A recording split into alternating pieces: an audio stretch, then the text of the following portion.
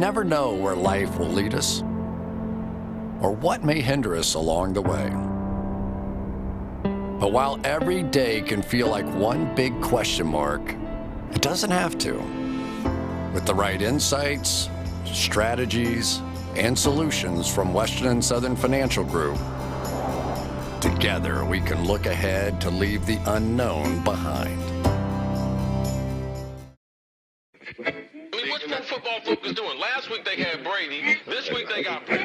We're literally doing it differently from everybody else. As a matter of fact, moving forward from this point on, I will not make reference to PFF. Do you not understand that they are that way because you're Joe Flacco? And you just like to discredit things that people deserve credit for. That you can't possibly be expected to defend that. Talk about the game, Sam. So who cares about what people think about us? Yeah, I like football season, and all the things that go with it.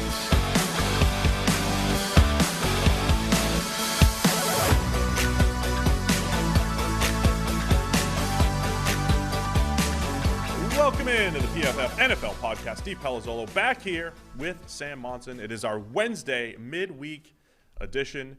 And even though this is kind of open-ended on Wednesday, we've got a great Monday Night Football game to recap with Rams Cardinals. And, of course, we have a great Thursday Night Football game to preview with Chiefs and Chargers. And all in the middle, we've got some Lamar contract situation we can discuss. We got book giveaways. We've got promo codes, all sorts of great stuff today. Jersey giveaway as well. Jersey giveaway, too. Why are you giving away so much stuff? It's Christmas. You also gave me a present today. Yeah. What'd you get? I feel like we should unveil it at a podcast date to be named. Okay. A later date. All I right. will wear what you gave me on a later podcast. Should probably, specify that. It's a T-shirt. It's a T-shirt. It's a T-shirt. It's just a fun T-shirt. So I don't know. It's I appreciate it. I wasn't expecting a Christmas gift from you. It's all right. So I got to figure it out. I got 10 days to get you a present.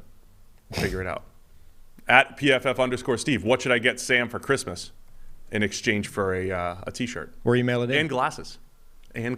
Yeah. Yeah, or email us in. All right, tell everybody how do they get all the giveaways you're doing here? So we have our own podcast promo code that gets you 25% off any PFF subscription. So if you've been on the fence about signing up, if you're looking for a cheaper deal, NFL Pod is the promo code that gets you 25% off. If you buy any PFF subscription, just DM me at PFF_Sam, the email address that you use so we can, verify, and somebody who sends me a DM, but in the next couple of days, essentially, so I can get it in the mail, will get a free jersey. Pretty good deal. Yeah. And then if you follow our Twitter account, new PFF Podcast Twitter account, which is at PFF NFL Pod, one random follower will win this book, which is Super Bowl Blueprints. Hall of Famers reveal keys to football's greatest dynasties or dynasties. Bill Polian and Vic Carucci. There you go. And if you want to know more about Bill Polian, tune into last Wednesday's show. Or go follow the podcast, which has the story there. Oh, yeah, that's right. It's right there. How are we doing in follower count so far? We are up to 814. Yeah, got to get over 1,000. Got to get over 1,000 by the end of the week here. Anyway, appreciate everybody. The interaction is fantastic. Have we figured anything out on the charity thing? So we were thinking, look, we've been looking for suggestions for both the charity that we can donate to next and the forfeit, the punishment, whatever it is. Since then, tornadoes hit, half the Midwest, and in particular, very local to us. Kentucky got hit with a really bad thing. Death tolls up to 60 plus, the massive areas of devastation. So we were thinking we would like to help that out as our next charity thing. It's local, it's current, it's happening right now. So let's just start the thing. We'll figure out what we're going to do later, but let's start raising money now. They are not set up on GoFundMe as a direct kind of ship it straight to them, but we can just set up the GoFundMe so that it's there to donate. The money we'll take the money and donate it straight to them. Essentially, we'll be the middleman. And so what we do need is we will post the GoFundMe on Twitter. I'll set it up today, and we still need the ideas of what we can do. So the quicker we get that done, the quicker we can get something. I mean, we want to raise the money regardless, right? whether we have to do something goofy for it or not. Yes, we can start raising money before we figure out what we're going to do. So we'll do that. We'll set up the GoFundMe today. You guys can start donating to try and help people in desperate need in the devastation of those tornadoes, and then we'll figure out what we're going to do for it later. Why don't you just go upstairs, grab Rick, grab some of he's always got his like super hot peppers like in his pocket, or he's got his own spreads. He's got his own seasoning, and so you just drink a little bit. Just do something to entertain the people here. What do you mean me? It's your turn. Oh, the hot peppers they're here, and you're more likely to get involved in that, in the hot pepper game. I mean, it seems to me like it's your idea and your turn, so problem solved. Rick, bring him down. Let's get Rick down here. Anyway, regardless of what idiotic thing we need to do, let's at least get some money going for Kentucky and the tornado relief there. Yep. You want to get into Monday Night Football? Sure. All right. So, great game. Rams and Cardinals. Rams win. And, this was a huge game for both teams, many respects, right? The Rams in the middle of a bit of a slump outside of a Jaguars win. The Cardinals, the number one seed in the NFC going into the game. It's a 30-23 final with the Rams winning. But the Rams move to 9-4. The Cardinals go to 10-3. And now, depending on whose odds you look at, the Cardinals are actually more likely to be the 4 seed than they are the number 1 seed, which just shows how competitive it is at the top of the NFC. It puts the Packers at the number 1 spot right now at 10-3 with the tiebreaker over the Cardinals and the tiebreaker over the Bucs, who are also 10-3. So a lot of implications in this game. What's your initial takeaway of the Rams' 30-23 win over the Cardinals here? Yeah, I mean, a couple of things. One is that this was the game that Kyler Murray hadn't really had this season in terms of mistakes. Put the ball in harm's way quite a lot this game. He'd had one of the best turnover-worthy play rates in the NFL so far this season, in addition to the best big-time throw rate in the NFL. The big-time throw rate stayed there. He had 5 of them in this game. He had some special throws. Some absolutely insane plays. But he also, missed some. There was that early shot to A.J. Green that should have been a touchdown, and he missed them. And then there was just some bad mistakes in there as well. And you cannot put the ball in harm's way that much, particularly when the other quarterback is playing really well. And Matthew Stafford had one of those great games that we hadn't actually necessarily seen from Stafford. This was the Stafford game. The 90-plus grade, the phenomenal, the very few mistakes, the game where everybody's looking at it and saying, this is the Stafford that we traded for. Like, this is it. And then the one more takeaway I had was, how do you still let Aaron Donald wreck a game to this degree? Like, he's had a relatively quiet season, and it's not because Aaron Donald is any worse than he's been in the previous few seasons. It's because literally every single other game he plays, he is getting absurd attention, like double, triple teams. They are doing everything humanly possible in every week to make sure that this doesn't happen, that this game does not show up, that Aaron Donald doesn't just take your right guard and run him into the backfield at like a rate of knots. And for some reason, the Cardinals, now to be fair, they adjusted a little bit, but literally play one, Donald is in the backfield just destroying guys one-on-one. And that early in the game in particular, that was a real problem. But they got Donald that one time. They run a QB draw, let him get upfield, and there was the vacated gap by Aaron Donald that Murray ran through because the run defense grade was only 57, Sam, for Aaron Donald. No, it was a dominant outing. 14 pressures, 3 sacks, 11 hurries for Aaron Donald in this game, but also a batted pass, which wasn't just a batted pass. The fact that it turned into an interception wasn't because he's Aaron Donald or anything, but, you bat a pass and it becomes an interception in the red zone, which was also one of the plays of the game. It was early on, but huge, right? A turnover in the red zone for the Arizona Cardinals. Leonard Floyd also had 8 pressures of his own and an interception. You talk about Kyler being like all over the place. He throws an interception pretty much right to Leonard Floyd, who was right in his face on a scramble. So Murray had a couple head scratchers and some special. There was a throw Patrick Mahomes made earlier this week where Next Gen Stats comes out on Sunday. And it was something like Mahomes was moving to his left, and he's moving 6 miles an hour when he made the throw. I think the ESPN folks who have the next-gen access or whatever were saying that. He's moving to his left 6 miles an hour, and he kind of set his feet, and he's moving a little bit. Kyler had a throw in this game where he was sprinting to the sideline. And Kyler's sprint, it had to be at least 15 miles an hour, right? Like, for perspective here, like when you get those, when you see the next-gen highest max velocities. It's usually in the 20s, but that's after like 30 or 40 yards. Like Kyler's probably running 15 miles an hour, whatever it is. I don't know. As he is full speed and he throws it slightly back across his body, laser beam up and away from coverage to AJ Green. It was absurd. So Kyler Murray with just some legit wild plays and then some legit head scratchers in this. But it was a good back and forth between Kyler and Stafford. Yeah, and the Donald thing I think was even more dominant than the numbers. Like the numbers are insane, 14 pressures, but there was a holding penalty that negated a first down where Donald wrecked the guy inside, didn't get pressure, but because he was basically tackled to the ground, right, that stops that drive. Remember James Conner scored a touchdown where Donald like whooped his guy, nailed him like a yard deep into the backfield, and then just couldn't grab hold of him. James Conner was able to get like a second effort. Donald was absolutely destructive in this game. And again, it's not like this isn't just a random game that he showed up for. This was because he was basically one-on-one all game, or at least most of it. You cannot do that to Donald. Like he's probably the one player in the game. There's like Myles Garrett as well. There's a couple of others that you probably don't want to do this to, but you simply cannot go into a game with no special treatment for Aaron Donald. Well, especially it's Sean Harlow and Max Garcia, right? I mean, it's not like it's Quentin Nelson one-on-one at guard. Right. You know, Quentin's going to lose a couple, but overall you trust him. I mean, it's Sean Harlow and Max Garcia at guard who those poor guys. If you have premium stats, I mean, not that you want to go see their grades. You want to go see Aaron Donald's grades, but along the way, there'll be some negative grades in there as well. But if you have premium stats, all a part of your PFF Elite package, you go to the game grades and you could see a sea of red, not just because they're the Arizona Cardinals, but because it was poor blocking up front by the offensive line, particularly onto the interior with Harlow and Garcia. So, yeah, I mean, the Cardinals did a great job against Donald in the first game. Like he had one of his worst games of his career from a pass rushing standpoint. It was the complete opposite in this one. I want to talk about the Stafford game though. Don't gloss over this, man.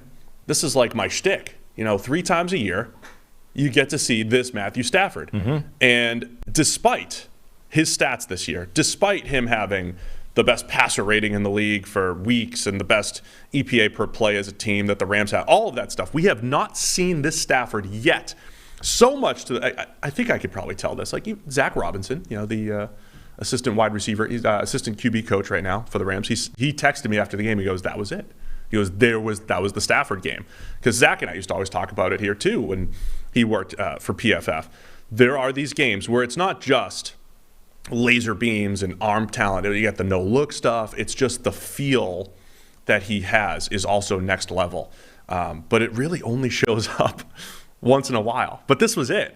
And it is as fun to watch as any other quarterback when they are feeling it is when Stafford is playing at this level like he did Monday night. Yeah, he's now probably 500 for these games this season. You've probably got 3 serious statement games that the Rams needed this year. There was the first game where they beat Tampa Bay, but Stafford didn't play that well. Like his numbers were better than his performance. Let's call that a wash. Then there was the Green Bay game where Stafford didn't play that well. And you're like, not a win in Lambeau kind of guy. And then there's this game, right, where Stafford shows up, looks amazing, and you're like, yeah, that's the Stafford. So we're 1-1-1 for games where, this is the guy this is why you traded for Matthew Stafford. It's for these games, and we're basically splitting the difference right down the middle. Yeah. But this is the most recent one, so this is what matters. This is why you got Matthew Stafford. Okay. Anyway, I love watching him throw like that. He had the 52-yard, I think it was 52, but it was 51 air yards to Van Jefferson on the post route. The deep crosser to Cooper Kupp that he just hits him in stride. Mm-hmm. He had the no-look. Again, not that the no-look means anything, but it's like when Stafford pulls it out, he pulls it out a few times a year. Very Mahomes-ish, and it works. And it is awesome. So, yeah, Stafford was great. But what does this do in the NFC? Well, the Rams moved to 9-4. There are, if you look at playoff projections, I don't know what your sim looks like. But if you look at playoff projections, I had to update it because I had the Rams the Cardinals winning. You got to look into that. The Rams and Cowboys. So Arizona drops all the way to 3rd seed in my simulation. Yeah, because that's what happens in real life as well. They're the number 3 seed right now. The Rams and Cowboys appear to be on a collision course for the playoffs at the 4 and 5 seeds, which would be really fun. That'd be in Dallas. Tampa Bay and Green Bay. This is really interesting. The battle for the number 1 seed on PFF.com. The Bucs have the easiest schedule remaining, and the Packers have the 5th easiest schedule remaining. There's a really good shot that both the Packers and Bucs win out, go 14-3, and the Packers they get the tiebreaker, and they end up as the number 1 seed for the 2nd straight year. And remember the value of the number 1 seed. There's only one bye. And so if the number 2 seed there, if it's Packers, Bucs, Cardinals, has to play wild card weekend, even if it is at home. And the other thing there is the 2 seed, the loser, plays whoever the 7 seed is in the NFC. That's Washington right now. That's the battle between Washington and Minnesota and whoever else is in the mix, in the hunt. The Eagles, the Saints, the Falcons, they're all in the hunt. So a lot of playoff implications coming out of this Monday night game. Yeah, I mean, this was a devastating loss for Arizona, who had done such a good job of weathering the problematic stretch where they didn't have their quarterback or their number 1 receiver, a chance to really try and cement their position at the top of the NFC standings and chase that number 1 seed, which is really important for them, I think. So that it's really, I think that the number 1 seed is much of a muchness, except, so obviously the bye week is huge, but in terms of like where the playoffs go, I think it's much of a muchness, except Green Bay. I don't think anybody wants to go to Green Bay, even though Tampa Bay beat the Packers there last Sure, year. I'm not saying you can't do it, but the way the Packers are playing this year with the reinforcements they are getting back at some point, I don't think anybody wants to go to Green Bay. I don't think anybody cares that much about going to Arizona or going to Tampa Bay. Like, sure, it's not good because it's the opposition's home field, but it's a lot better than going to Green Bay in January. Some of the oddities there when you're discussing that, I agree. Like, you'd rather not go to Green Bay. That's the one place where you could get ridiculous weather or something could be different. It's just tough to play there. But Tampa Bay has been a much better team at home than on the road this year, which is actually the opposite of last year, so it could be noisy. But Arizona is the team that's been better on the road than they've been at home, right? They're undefeated on the road, and they've beaten everybody by 10+. Again, it could be noisy. It might not matter. But for those other teams battling for the number 1 seed, Tampa Bay looks like they could really use it because of how they've played at home. Arizona, maybe it doesn't even matter. But Green Bay, to your point, I think it matters because of the weather and, who wants to play there. And it's late January. It's a week later this year, all of these games, because of the extra week.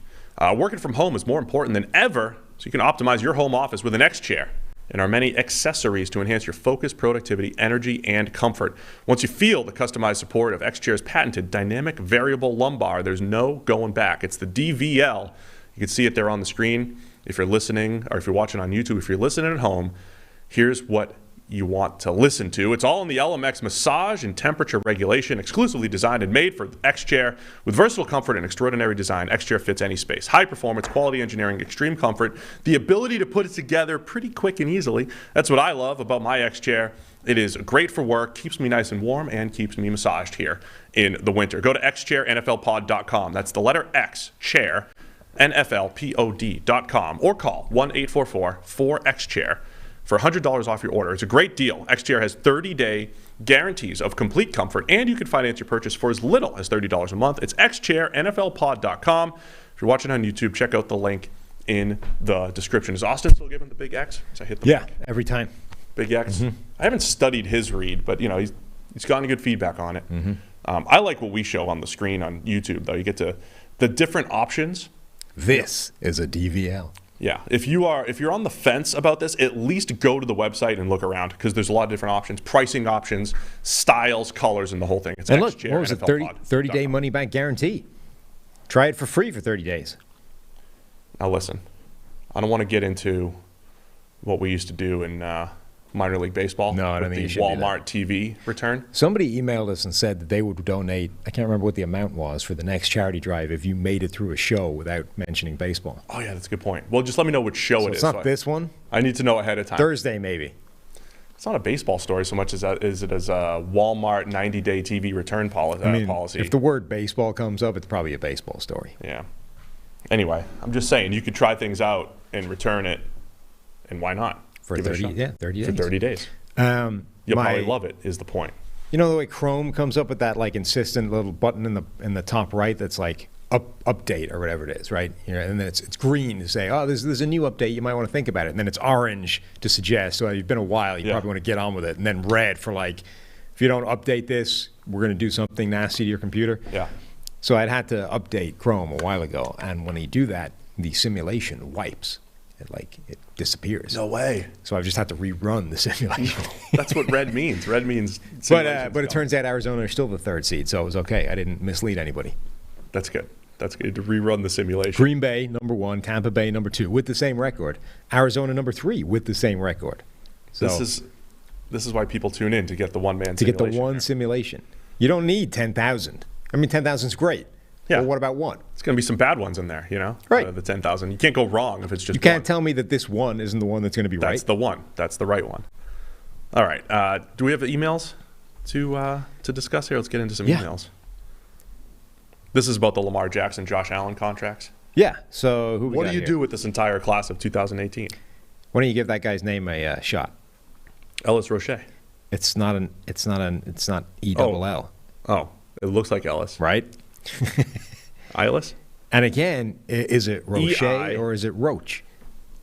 Oh, I always default to Roche. I see. With R-O-C-H. Anyway, Ellis Roche. Eilis asks, would you give Lamar Jackson the Josh Allen contract if the season ended today? And if you were to put the 2018 quarterback class into tiers, where does each one rank? I think this is fascinating because everybody's focusing on Baker Mayfield's contract, right? And how much money he's costing himself and how he's playing like crap and what do the Browns do? This is a disaster, yada, yada, yada. Josh Allen got his money, and then obviously Sam Darnold's not getting paid in any kind of monster. Don't forget Josh Rosen. Correct. Probably also not getting a big money extension anytime soon. But kind of quietly in the background is Lamar didn't get the bag yet, and Lamar is playing like ass, and nobody's mentioning this. And now he's hurt. Yes. Not long term, but he's hurt. With a regular ankle sprain. Not the high ankle. Is that in or out? That's out. That's out. When you twist out, I think it's just lower. Okay. Yeah. That's what I've learned.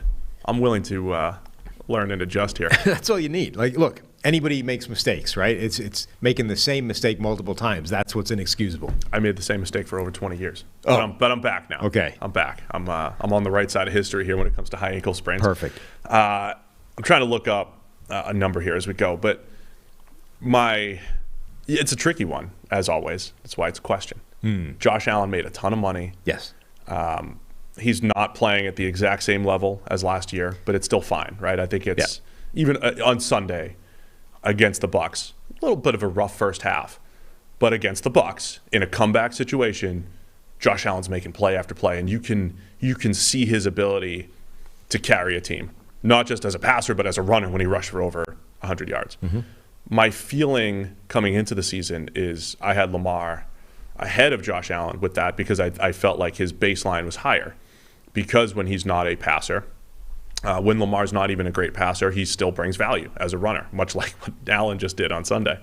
I don't think I've come off that too far, but Lamar has not played good football in recent weeks, to your point. He started off fine. He has not played good football. He's on pace for the most scrambles of his career. And I've mentioned this, I repeat myself a lot, but he was never a scrambler. He was never a run-around guy, and he has been this year. Long story short, he has been this year, way more than usual. That's a little concerning to me. But I feel more confident in the Ravens. Just let's compare Lamar to Baker really quick. I feel more confident in the Ravens being able to create offense with Lamar than I have confidence in Baker Mayfield being able to create offense, kind of outside of your supporting cast. But I think this year has brought some concerns for Lamar here. He already has 9 more scrambles than he had in his MVP season. Right, and on fewer attempts. Yeah. Right? Similar attempts because he didn't throw a ton in 2019. Right, but obviously fewer games as well. And fewer games, right? So it is, again, just to debunk the narrative, Lamar never ran around and did all that stuff. He was a part of the design running game. As a passer, loved to sit in there and go through progressions. And you're not seeing it. You're seeing less patience. You're seeing him try to do too much. Look, I think Josh Allen has plays where he tries to do too much, where he doesn't take the easy throw and he scrambles around and he tries to do too much. But for the most part, Allen makes it work, and he makes enough plays within structure, right? Lamar's not making enough plays within structure. And for all the great plays he makes as a runner, whether it's as a scrambler, which he's still dynamic when he does decide to run, still too many sacks and just too many negative plays in there for Lamar this year. Yeah, I mean, his grades are concerning at this point. He started the season fantastically, had a couple of sort of good to average grades, then an 88, an 82, an 83 in terms of overall PFF grade. And those were the Detroit game, the Denver game, the Indianapolis game, and then the wheels fell off. Against the Chargers, down to 69 against the Bengals. The Vikings down to 59. The Dolphins with that ridiculous blitz game where they just sent 6 guys at him every single play. 51. The Browns, where neither quarterback could see defenders for some reason, were just pitching it straight to them. 42. The Steelers game, 44, and then he only lasted like a couple of dropbacks against the Browns the second time before he got injured. But hadn't been doing much until that happened. I think it's different to the Baker thing because the ceiling, the high point that he's reached is so much higher. Obviously, unanimous MVP. Like you were at that point, you were already sold on yes, Lamar is the guy for us going forward. Whereas the Browns' problem is they're still not sure, and their issue is like, all the new information at this point is only muddying the picture. Yeah. We're not getting any clarity at any stage. So the Browns are in this spot where I think you're going to have to try some kind of like short-term, pick up the fifth-year option, maybe franchise him. Like, let's just keep stringing this out as long as humanly possible before we make the decision. The Ravens are in a different spot because I think they were sure 2 years ago. I know. But you haven't got it done yet. So, and on every new piece of information since like week 6, has been heading in the wrong direction. So is that lowering the price point, or is that just making you less comfortable with the contract you're handing over to him? So the other thing, the problem I have with all of these discussions is what's the alternative?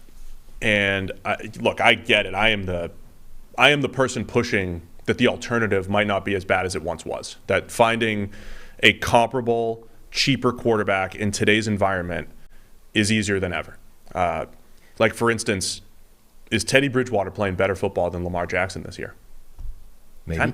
Kind of is. To be clear, I don't think there's any way that the Ravens are not handing Lamar Jackson a big money extension. Yeah, that's no ultimately way. what I'm getting to. I think Lamar gets paid. Yeah. Right?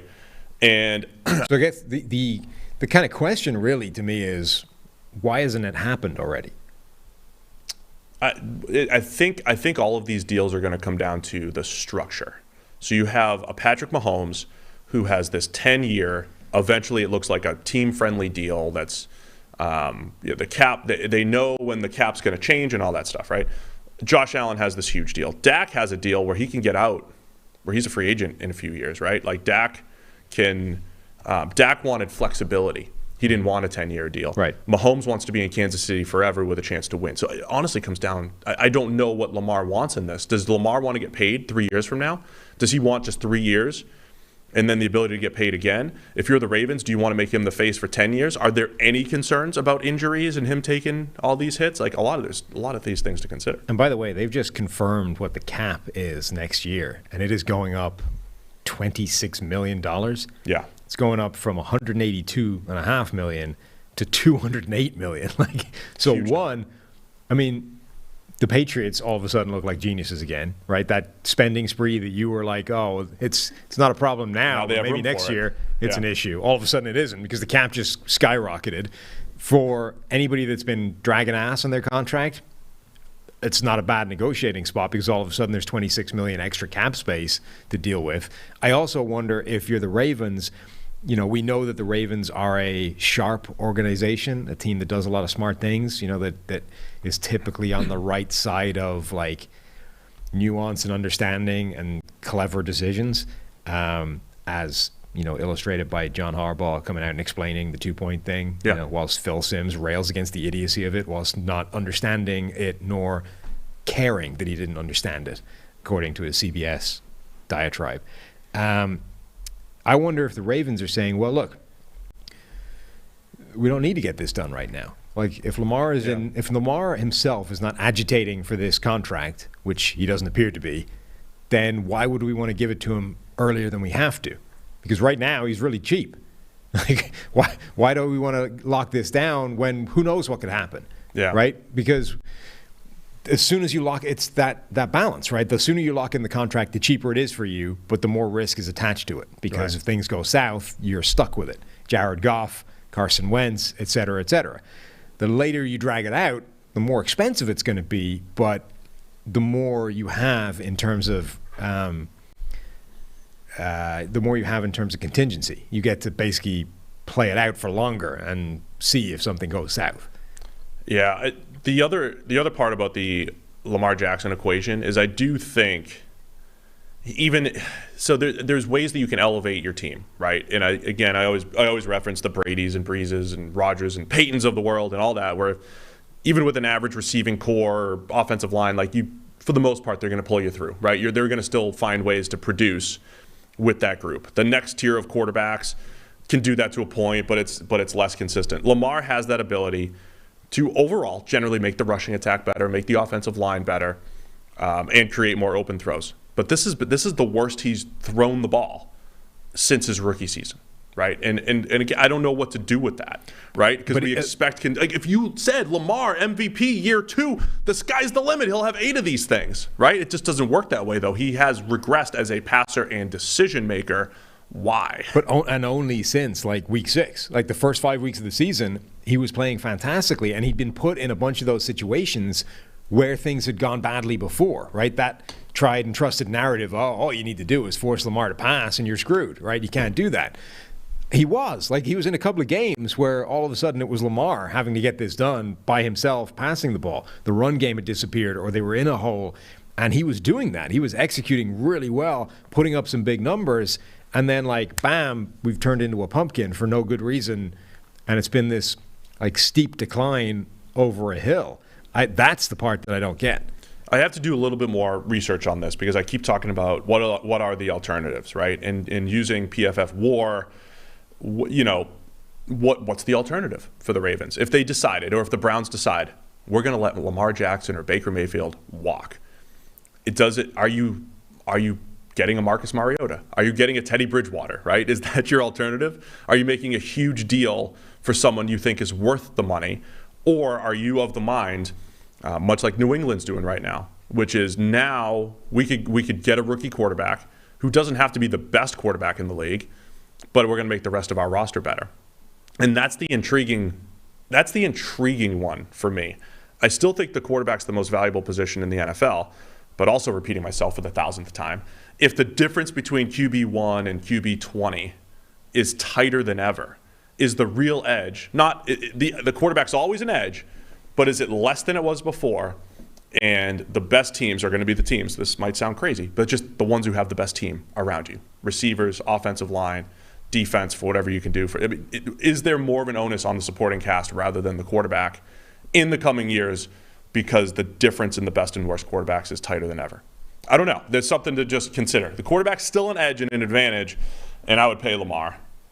There's also that, like, if I was in the Ravens front office, it's kind of like knowing what you're dealing with. Okay, we have Lamar locked up. I know what we're dealing with. We'll now make all of our team building decisions around that. There's a comfort in knowing. I mean, that was the Chiefs thing, right? We locked this thing in for a decade, and then we're pretty much set. Okay, it's going to have there's going to be some challenges involved in paying this amount to a quarterback, even if it gets less the later into the deal you get and the higher the salary cap goes.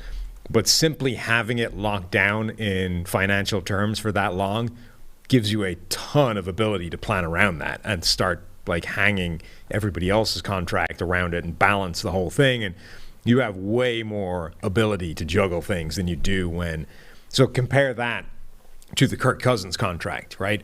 Where you're paying him a ton of money and you only ever have like 3 years to go to figure out how to juggle everything else. Like the entire Vikings roster is on just this tiny, narrow walkway that they have to try and balance everything. The Chiefs have like a roadmap for the next decade in terms of the single biggest expenditure they're going to have, and they can plan out every other contract around that for years. Can I make a crazy comparison? Oh, no. What if Lamar's career path so far kind of looks like Carson Wentz's? Wow. Stylistically completely different. Yes. I don't believe Wentz is as much of a roster enhancer as Lamar is. Mm-hmm. But if you look at it through the lens of year 2 peak, year 2 MVP caliber, Lamar's was special. He wins the MVP, and just at a high level, Lamar since that point has settled in as average. He has been an average producer at the quarterback position last year and this year. Lamar Jackson. That's where Wentz was after year 4. He had a rookie season, which was like whatever. He had an MVP caliber season. He had 2 average seasons. Now Wentz then went off the deep end and became literally the worst quarterback in the league. And I'm not saying that's what Lamar's next step is. But I am saying he has gone from MVP to kind of a middle of the road producer at the quarterback position, much like Carson Wentz did. Is that crazy? You want no part of this. You want no part of this whatsoever. Is all you. No, this is you. Have fun. Enjoy. All right. It's a great take. Thanks. Live with it. Where's Lamar ranked this year in quarterbacks? Quite far down. 25th right now. 2 spots below Carson Wentz. I was going to say, the quarterbacks like in the 20s this year are quite a sight of players if you were heading into the year. Look, we did all that said. I'm not saying Lamar is Wentz. I'm saying a career path so far is similar. We talked about it on the PFF NFL Daily today. We did the Joe Burrow versus Justin Herbert discussion, and I leaned toward the hypothetical upside. I would do that in this case too with Lamar Jackson. The upside is high, and the floor is still high because you'll have that rushing ability to build around. So yeah, I would take Lamar. The last part of this question was, if you're putting those 2018 quarterbacks into tiers, where do they all rank? It's almost like, is it 5 distinct tiers now? I mean, you got Rosen, who, frankly, he's somehow still in the NFL, gets on, immediately throws a pick 6. Like, the man might as well not be in the league. He's struggling as a backup. Yes. You've got Darnold, who the reclamation project went as badly as the start did. He basically is a backup as well. He looks like a backup, yeah. He might be an okay backup, whereas Rosen looks like a terrible backup. So those are 2 distinct tiers. You got Baker, who nobody can decide if he's a starter or not, but he's at least better than Sam Darnold. I think anybody that doesn't agree with that part is nuts. He's the lukewarm option here. Right. Then you've got Lamar, who is clearly a good caliber starting quarterback who provides a completely unique offense that you can create from scratch, but we've just discussed isn't the MVP player he was a couple of years ago anymore. Weird trajectory. Bizarre season he's having. And then you've got Josh Allen, who has gotten better up until last year, was incredible last season, regressed a little bit this year, but is still the best of the group right now. Is that 5 distinct tiers, or would you put Lamar and Allen in the same group? I think Lamar, for even this Wentz discussion, right? Lamar's probably closer to Josh Allen. But I do think Allen is starting to separate himself. And this thing is so fluid. I mean, 3 weeks ago, Allen's grade was in the middle of the pack. Now he's had 3 good games, right? But I think the difference is, and this is why you put Allen and Lamar in the same tier, the high-end stuff has been special from both of them. Josh Allen last year and parts of this year, Lamar's MVP caliber season. You can trust them to go win games for you in their own ways. They've got the run game floor. They've got the passing game upside. Both guys, ironically, again, stylistically very different as passers, but both guys were below average accuracy guys coming out of college. Josh Allen's become really good in that area. Lamar's become better in that area.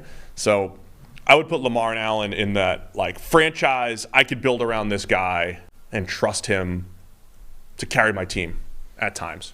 And I think that might be the best you can get in today's NFL, is my point. When you're other than what Mahomes has showed up until this year, that's like the best you can get, right? This guy's got the high-end potential to carry me. Isn't even like, even Mahomes is sort of proof of this. Are there any quarterbacks anymore that are just like year after year after year, guaranteed, dominant, and will not have like a random weird year where they don't actually play that well? Has there ever been? I mean, did like Peyton had really good years until he like literally fell until he fell apart. Right, until he fell apart, Peyton Manning never. Peyton was really consistent. Brady and Breeze have both been really consistent. Even Brady had downturns though. Like when the roster was really trashed, he's had downturns. Breeze he hit a certain point where he became consistent. He Yes. started off slower, Right. but he hit a certain point where he became consistent. I will also throw the caveat that Breeze and Peyton have always had the dome baseline as well. But I'm just saying there's not a ton of those. Even Ben Roethlisberger is one of the best quarterbacks of his generation. Let's forget how old he looks right now. He's one of the best quarterbacks of his generation. He's had bad seasons in there. Yeah. If you go look at Dan Marino's path, same thing, right? If you're sitting there in 1984, it's like, did you see what Dan Marino just did? It's only his second year, and he's breaking every record. He's going to be the best quarterback of all time, hands down, not even close. He had some average years in there, Dan Marino. He was mostly good, but he had some average-ish type of years. But I think that's just the nature of the quarterback position. It's not that clean-cut and dry. John Elway wasn't always dominant. He was special, though. Special ability. So I guess give me the guys with special ability. That's Lamar. That's Josh Allen. Special ability with some production attached to it as well. Baker Mayfield, I still don't know. Nobody knows. Still don't know what Baker Mayfield is the great unknown at this point to everybody. Is he out this week now? I think so. I mean, he's on the COVID list. He was the latest round of tests today, put him and Stefanski on the COVID list, as well as a couple of the offensive linemen. Like the Browns might be boned this week. They can't move this game back at all? They are talking about it, I believe. What they said early, maybe preseason, was that they are not going to move games for guys that get put on the COVID list who are not vaccinated. But they left it open to move it if guys were getting pinged that were vaccinated. And I think so far a lot of these guys have been vaccinated. So there is scope for the NFL to cut the Browns a break and shift this game around. Football fans, I'm sure we all love an action-packed, high-scoring NFL game, but with the latest no-brainer from DraftKings Sportsbook, an official sports betting partner of the NFL. You'll be a winner once a single point is scored. New customers who bet just $1 on any team to score can win $100 in free bets. It's that simple. If Sportsbook isn't yet available in your state, you can still get in on the NFL action. Everyone can play for huge cash prizes all season long with DraftKings daily fantasy sports contests. And DraftKings is giving all new customers a free shot at millions of dollars in total prizes with their first deposit. So download the DraftKings Sportsbook app now. Use promo code PFF. Bet $1 on any team to score. And, of course, you can win $100 in free bets. If they score, you score with promo code PFF this week at DraftKings Sportsbook, an official sports betting partner of the NFL. Must be 21 or older, New Jersey, Indiana, Pennsylvania only. New customers only. Minimum $5 deposit, $1 wager required. One per customer. Restrictions apply. See DraftKings.com/sportsbook for details. Gambling problem? Call 1-800-GAMBLER. Get in on this action if you haven't yet. Real easy. $100 in free bets. It's all for you. Just make sure you don't pick the team that gets shut out in a particular week. That would be bad. Not expecting a shutout from the Chiefs or the Chargers. No. On Thursday night. Do we have any other emails before I transition smoothly to Thursday Night Football? One. This wasn't an email. This was a tweet question. It's usually a tweet, yeah. Yeah. Twitter question. This was a Twitter tweet thing sent to us. Anyway, we have a Bobby Wagner interview in the document here, too. Yeah, it's probably not happening. Yeah. Andy sent us a tweet, which is, who should the Patriots be worried about? And I think this is interesting because I was pushing this idea that, Buffalo had constructed this team to beat the Chiefs, and all of a sudden there's like 5 teams standing between them and the Chiefs, all of whom they match up badly with. So I'm sort of fascinated. What do you flip it around? Now you have the Patriots, who match up really well against Buffalo, probably take the division, maybe get the number 1 seed. Who would they least like to roll up to Foxborough, assuming they make it that far, and challenge them in the AFC title game? I mean, it's got to be the Chiefs, right?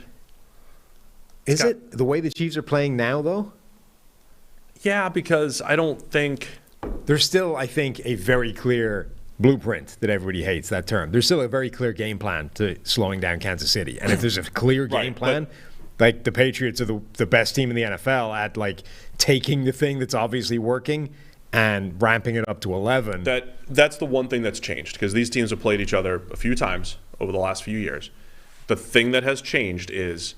So Belichick's done a really good job against Patrick Mahomes, right? I was pulling those stats out last year. Mahomes' grade against the Patriots. And that's when they were unstoppable. Right. And his grade against the Patriots is like in the 60s, passing grade. But his stats are good. Right. That's what the Chiefs aren't doing right now, right? Is like in games where Mahomes isn't great, they used to still score 30 points and have the screen game and Tyreek Hill and all these guys just dominating.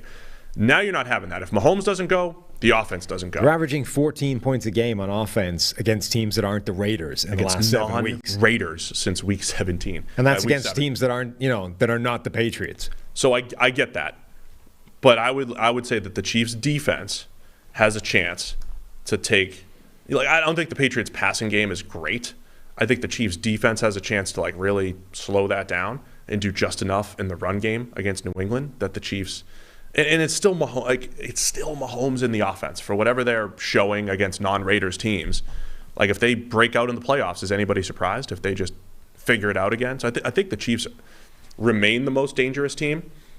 The Chargers could be a dangerous team for New England, even though New England beat them. They beat them on kind of a fluky, like they beat them on a miscommunication pick six, right?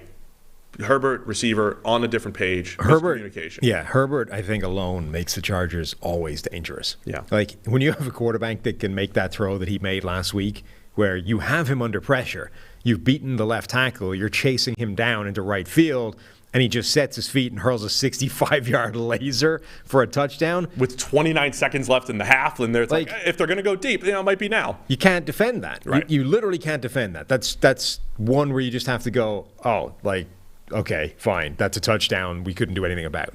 As long as you have a quarterback that's capable of making those plays, that team is always dangerous. The one team that I would think is interesting that we'll learn more about this week is, I don't know if Indianapolis is a great matchup for them.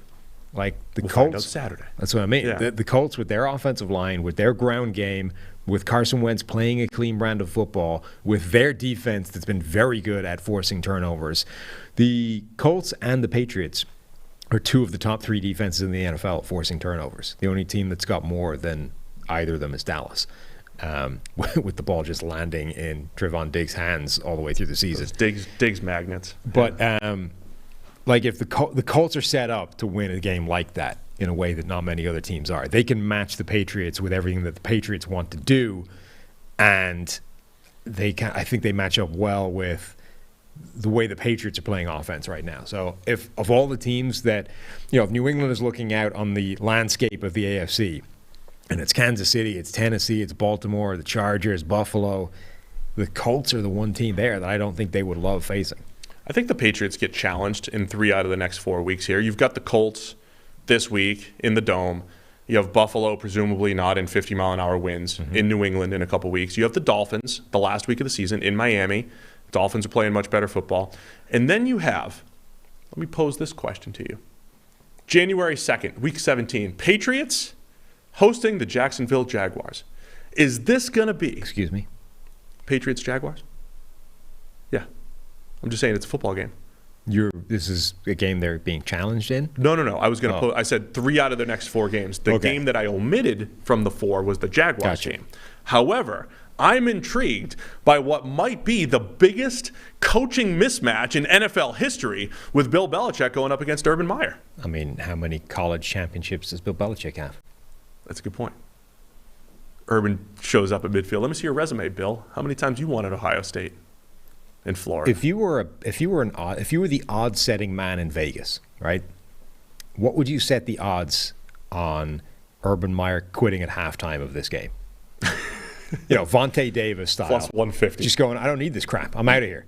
Slight dog. Plus 150. What would the score need to be for him to do that? 48-0. 40.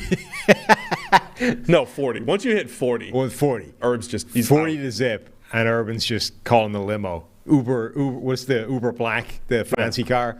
Just hopping in the Uber Black, and I'm out of here. Send my last check to my previous mailing address. It's actually hilarious. You ever seen the montages of Bill Belichick during a game? They'll show 2 minutes of just Bill, and you will have literally no idea what's happening in the game. Yeah. And they'll have subtext. It's like Patriots touchdown, and he's just like, Patriots interception, nothing. Other team touchdown, nothing. Same thing. Urban Meyer's the complete opposite. It's like second play preseason game. Hands on his head, right? I mean, it's just you can tell the score by the face that he's pulling. Completely tell. Yeah. Urban Meyer's the face gets worse as the deficit gets greater, right? I mean, it's just funny. But we'll see if that's the biggest coaching mismatch in NFL history. Belichick versus Urban Meyer.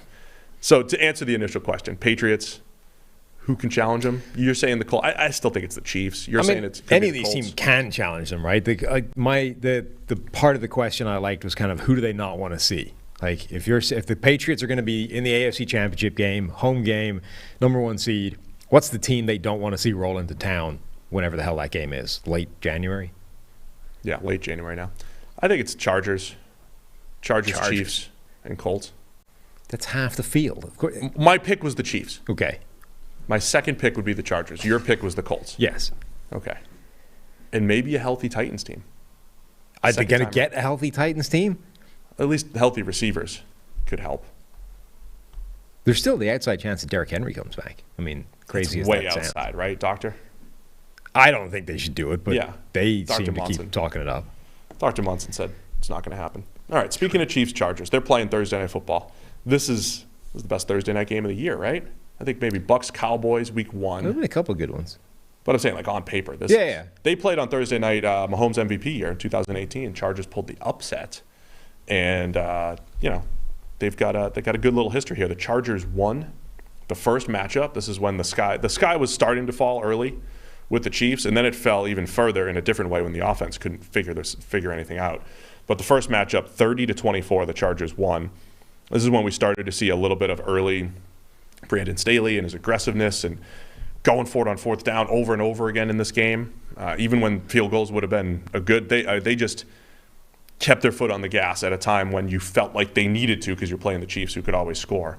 But they did a nice job in this game, first game, the Chargers. Yeah, this was like right at the start of the year. After this game, like, well, Kansas City has now lost to Baltimore, to the Chargers, and we're lucky to win in week 1 against the Browns. Like, maybe the Chiefs actually aren't good at all, and their defense looks catastrophic. Then they kind of split the next few games, Philly, Buffalo, Washington, Tennessee. You're like, okay, we're hovering. Chiefs, right? Yeah. Yeah, we're hovering around, and then they rattle off the next, like, whatever this is, 6 wins now. But 2 wins into that, it was like the furthest the crisis sank.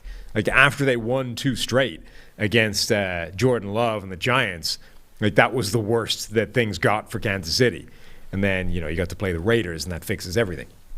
Got to play the Raiders, and that fixes everything. Play them twice. Right now, it's Chiefs on the road, favored by 3 points. So this isn't one of those cases where Vegas is saying they're the same team. They're saying the Chiefs are 6-point team, 6-point better team than the Chargers in this one. The dome factor with Mahomes should help. You get this. You always have the 70-yarder. You always have that 70-yard bomb. ELO rankings are interesting because I feel like the Chargers are better.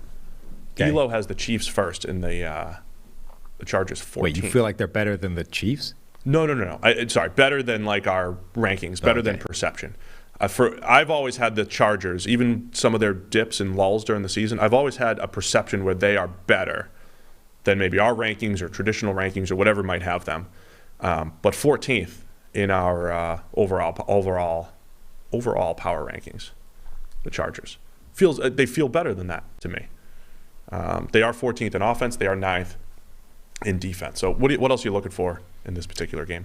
I mean, Herbert against Mahomes has to be one of the most ridiculous, like, arm talent matchups of all time. We had another one, which was Mahomes versus Josh Allen, obviously, but like every time Herbert Allen, we saw Herbert Allen last year.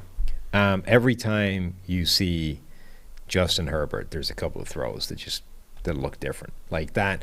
Even so, the 65-yard bomb we keep talking about. Did you see the all 22 of that when the cameraman essentially pans to the wrong spot? The cameraman basically pans to where every other quarterback in the league would drop that ball, which is like 10 yards short of where it landed. Like, the carry, that's what people don't appreciate, I think, is the carry that he gets on the football is absurd. And that's the thing that shows up every time. And it's why, like, DBs, a lot of his throws deep down the field, you see DBs completely misplay it. And it's because the ball shouldn't get there. Yeah. They're playing where it's supposed to go from, like, history of doing this against every other quarterback in the NFL. I understand when the ball is in the air, this is the flight path. And then with Herbert, it isn't. It travels somewhere different. And when I tweeted out the throw, like, some guy was like, oh, I think, most quarterbacks in the NFL could throw at 65 yards. Like, well, okay. 1, probably not. 2, it's not that he got it 65 yards. It's that he got it there like a frozen rope. It was a laser beam for 65 yards.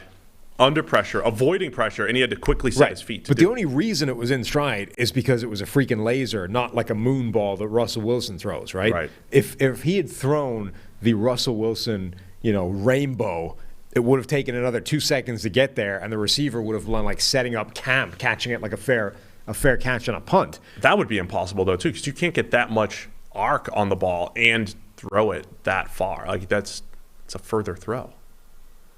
I mean, I think a lot of quarterbacks would have made it that distance, but it would have involved a lot more arc on the ball.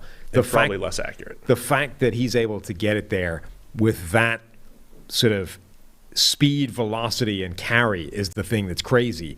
And you see that every single week from him. And you really don't see it from that many other quarterbacks, even the other guys that have ridiculous arms. Like the things Mahomes is able to do, the things that Josh Allen is able to do.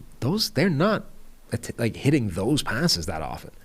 Yeah, no, I agree with all that. Kind of the way you described Herbert's thing kind of reminds me of the Aaron Rodgers Hail Mary, just because he was doing it differently so much. Like he's throwing it with a different trajectory, so it's more coming down. It's coming down at like a straighter angle when Rodgers throws that Hail Mary, and it felt like DBs had just never seen it. And Herbert's ball kind of has that, right? He had a 40-yard cover 2 shot earlier this year too. Like that, you don't take cover 2 shots happen in the 20-yard range. You're not they going don't to make happen it in there. the 40-yard range, and he had one of those where the ball carried and got there. All that said, we've dissected the Herbert stuff a ton. The throws are special. There's not a high volume of them because part of it is just because of the scheme, right? Because they're deciding to be a pass-first attacking offense. It's the forward-looking approach that a Brandon Staley has, where it's pass to set up the run and all that stuff. That's a big part of like the low big time throw rate, I think, for Herbert, because they do want to embrace the short passing game. If you had come into this, if you had said back in August when these two teams face in mid-December, one quarterback will be the number 4 graded quarterback in the NFL, and the other quarterback will be the number 21 graded quarterback in the NFL, you would say that makes 100% sense. Yep. Patrick Mahomes will be number 4. Yep. There'll be a few guys right up there around 90.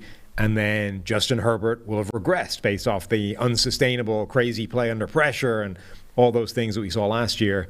And 21 makes sense. It would be a harsh regression, but yeah, I can see that. No, Herbert is the guy at number 4, and Patrick Mahomes is 21. What the hell is with that? It's crazy. Even the traditional stats have it. It's not just PFF grade. If you just used yards per attempt, Mahomes is number 15 in the NFL. Passer rating, he's like 18th or 19th. 18th in the NFL. Ranks 28th in big-time throw rate. Let me list you some of the quarterbacks that have a higher big-time throw rate than Mahomes. Teddy Bridgewater. Teddy, Mr. Conservative, freaking Bridgewater, has a higher big-time throw rate than Patrick Mahomes. Justin Herbert, who we've been bitching about, why doesn't he do that more often? Why are there not more big-time throws for Herbert? Than Mahomes. Higher than Mahomes. Jacoby Brissett, Trevor Lawrence, Matt Ryan, Carson Wentz, Ben Roethlisberger. Right above him. Mac Jones, Sam Darnold. What is happening here? Trevor Siemian has a significantly higher. It's the too high thing, man. It is teams are playing them differently. And look, they're also big-time throws. I mentioned this on the Daily today. Big-time throws are sometimes a product of opportunity. And the Chiefs are not taking the same opportunities. Because look at what they're doing with their 2 top playmakers, Tyreek Hill and Travis Kelce. Tyreek used to be the guy that leads to these big-time throws. The one Mahomes had on Sunday was more of an adjustment. It was more like scramble drill, big-time throw, which is what Mahomes usually does. But like the ones that are schemed up aren't there, right? They're taking 1 or 2 deep shots per game, it feels like, with Tyreek Hill or even a Mecole Hardman or whatever. But that's it. It's so much of the underneath stuff, and it's just what they're being forced to do for the most part. So part of it's just not having the opportunities to create those big-time throws because of the way defenses are playing them. And clearly, outside of Raiders games, Mahomes and the Chiefs offense haven't adjusted to this new way that teams are playing them. It's teams are expecting them to hit this 8-yard speed out over and over and over again, and maybe the Chiefs could take it, but they're not doing it consistently enough. Only 16 big-time throws by Mahomes. If you told me that in August, I would think you were absolutely crazy. Yeah. But here we are. Football's tough to predict sometimes. It is. That's the bottom line. Give us a break, everybody. Football's tough to predict. All that said, if the Chiefs ever break out of it, are you ever surprised? No, but only because we saw it for so many years. At this point, I'm starting to get closer to yes, though. Like, it's been struggling for so long. I don't think we're going to see the 2018, 2019, I don't think we're going to see the Chiefs of the last few years. I think this is a different team. Now, that's not to say that they aren't still arguably the best team in the AFC and well capable of winning a Super Bowl. But all of a sudden, like, their defense is actually going to win them some games. And their defense is not there solely as a thing to be like, okay, I just need you to make a stop, like one or two in the game, and then we're good. If you can do that, we're fine. Our only problem is if you make no stops in the game and we have to score every single drive. That's where we have problems. Now you're like, no. I actually need you to be a good defense. I need Chris Jones out here making plays. I need Melvin Ingram. I need Frank Clark to stay, rediscovered, reborn, whatever the hell's happened to him in the last few weeks. I need this defense to stay cooking because I'm not sure the offense can get back to where it used to be. Now, Chris Jones is on the COVID list, right? Yeah. Is what I saw. He has been absolutely dominant. Credit where credit's due to Frank Clark, who you mentioned. This is his best grade in years, getting after the quarterback. And we're very fair with our grading, which is why you might see a guy with 10 sacks one year and he has 10 sacks the next year and it's a completely different grade because the path to getting there as far as winning one-on-ones and how quickly you won and all that stuff is different. Frank Clark is so much better this year than he's been really at any point in his Chiefs career. And then Melvin Ingram's there. But if Jones is out of this game, presumably he is at this point, if Jones is out of this game, Frank Clark and Melvin Ingram, are they enough to get after Justin Herbert in this one? I think it certainly changes things. Chris Jones is the best player they have on defense and an absolute game changer. I think that they definitely need him out there. If he's not, I think their edge rushers are capable, but I don't think they change games the way he does. In a year of the MVP race not being a complete slam dunk, Tom Brady's the betting favorite. I think he's the on-field favorite. I think he should be the guy. Justin Herbert's number 2 in PFF WAR right now. Now, Brady's got a huge lead on him in WAR, but when you talk about the MVP moments and all that, like, Herbert's got an opportunity here against a hot Chiefs team. Everybody's watching. Island game is all that matters. Herbert's got an opportunity here to throw his name back in the ring because he is playing really, really well.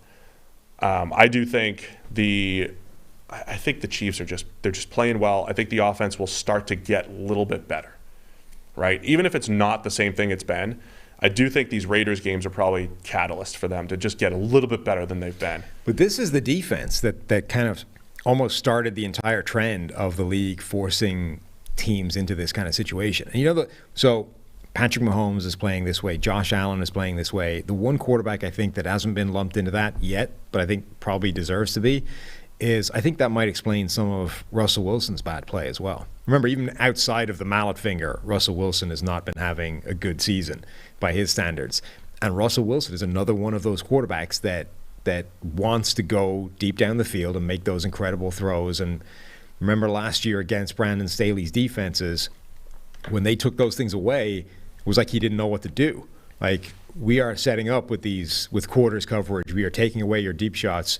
You're going to have to go somewhere else. And he didn't. Like, he kept almost being confused that there was an extra guy back there when he was wanting to take a shot. It was where he normally takes them.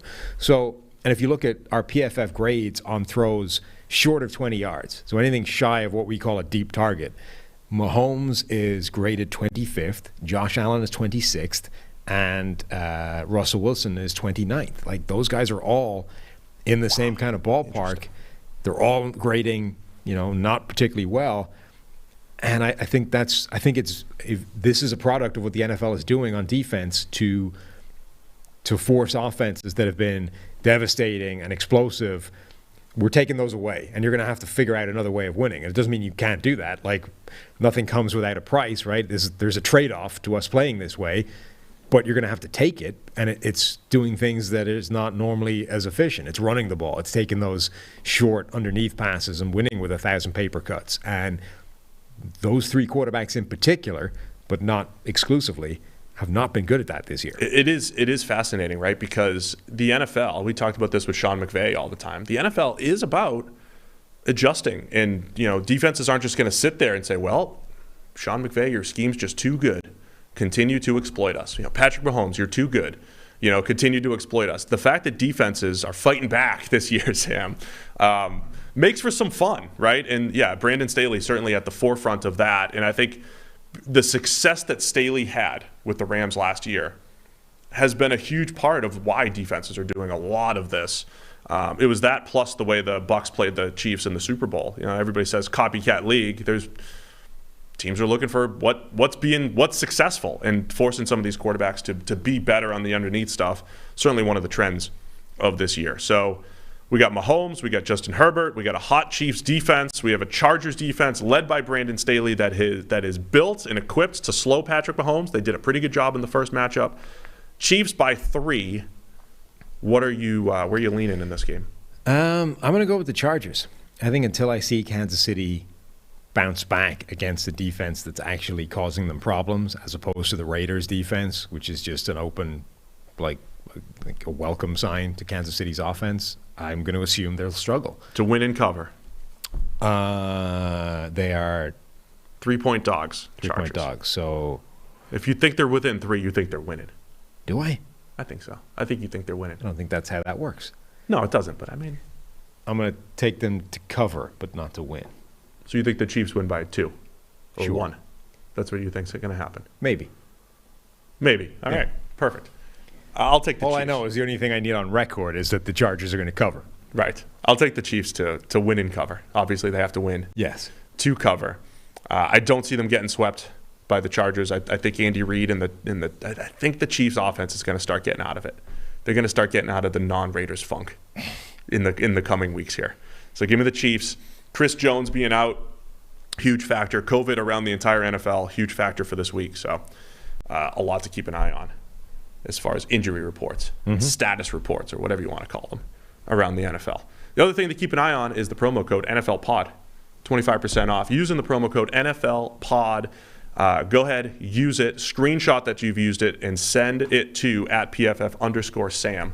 DMs are open. DM. You can win your own Mark Brunell jersey. DM me the email address. I think that's the best way of doing it. I don't think there's a screen that sort of proves you used that promo code.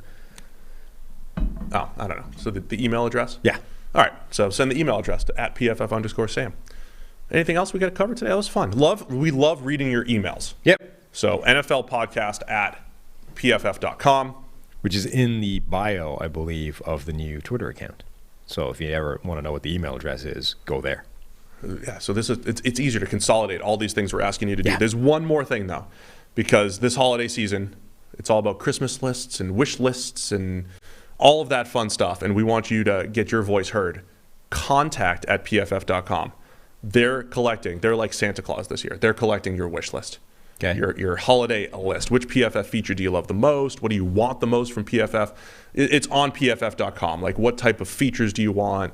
What do you pay for that you love or don't love? What do you want to pay for from a subscription? What do you think should be free? All that fun stuff.